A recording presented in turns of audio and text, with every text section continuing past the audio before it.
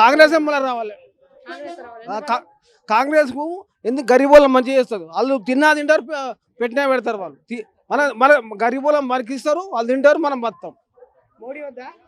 మోడీ కూడా కావాలి. మోడీ మళ్ళీ వస్తాడు. వాడు రెండు ఒకటే అయిపోతారు, ఒకటైతారు. ఈయన మాట వాడింటాడు, వాడి మాట ఈయన ఏమొద్దు. బీఆర్ఎస్ ప్రభుత్వం వద్దు ఇక. ఎందుకంటే గవర్నమెంట్ భూములను కబ్జా పెట్టుకుర్రు, అలా కలేజీలు కట్టిర్రు, అన్ని కూడా కొట్టేసిర్రు. 40 ఎకరాల భూమి ఆడ కబ్జా పెట్టుకుర్రు. మాది మేడ్చల్ మండల్, డబ్ల్యూపూర్ మాది. ఇదంతా కబ్జాలు అక్కడ మన ఇక్కడ నూతల్కల్ దిక్కు. మల్లారెడ్డి గారు 40 ఎకరాల భూమి కబ్జా పెట్టుకుండు, అవరా కూడా కట్టిండు. అవి గవర్నమెంట్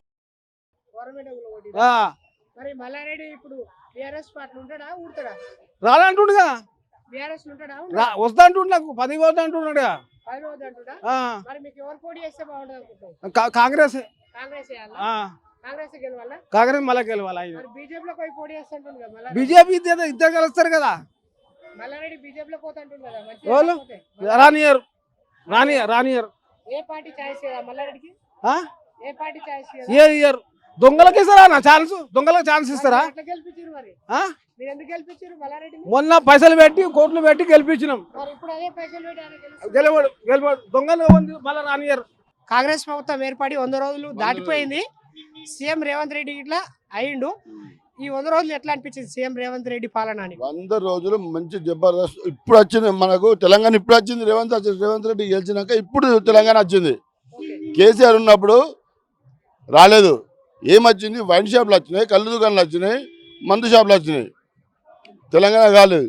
ఎక్కడ ఉన్న ఎమ్మెల్యే అక్కడ ఎవ్వల గరీబ్ భూములు ఉంటే దోసుకున్నాడు, ఇష్టం వచ్చి కబ్జా చేసాడు. దాని విషయంలో కేసీఆర్ ఓడిపోయాడు. చేస్తాడు. అండుకున్న అన్నం ఒకటేసారి తినలేముగా, కొంచెం కొంచెం తింటాం కాబట్టి అది కూడా ఖచ్చితంగా చేస్తాడు. చేస్తాడు. ఇప్పుడు చేసి ఎన్ని చేసిండు?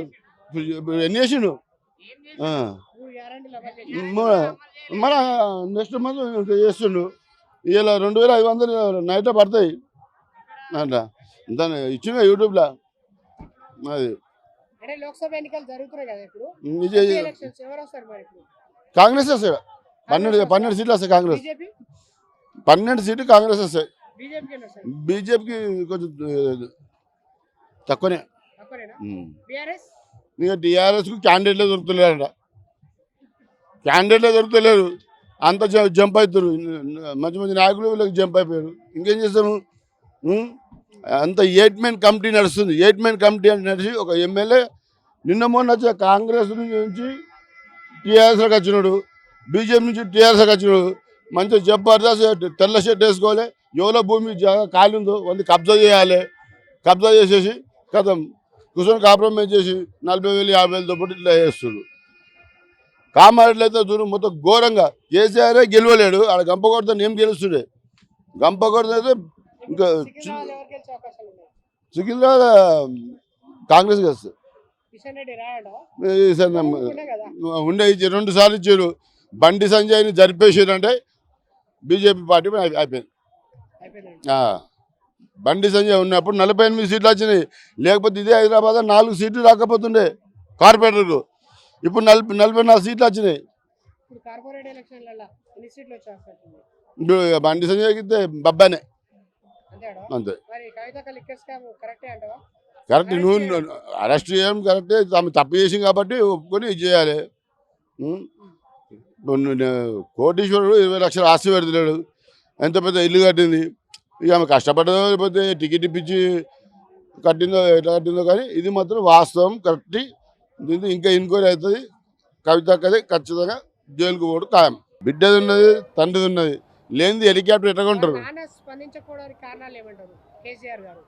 బిడ్డ మీద ఎట్లా స్పందిస్తాడు? వేరే మీద స్పందన చేస్తాడు. నా బిడ్డనే నేను ఎట్లా స్పందన చేయాలి అని మొన్న వచ్చిండు టీవీ దగ్గరికి మా ప్రెస్ మీటింగ్కు. లేకపోతే రాకపోతుండే అట్లా. కాబట్టి ఉన్నది కేటీఆర్ది కూడా ఉన్నది. తర్వాత నెక్స్ట్ కేటీఆర్ కూడా ఉంది.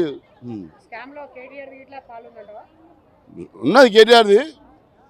మేము యూట్యూబ్లో దాంట్లో టీవీలో చూస్తున్నాం, అట్లా చూస్తున్నాం కాబట్టి కేటీఆర్ది కూడా వెళ్తుంది, ఖచ్చితంగా వెళ్తుంది.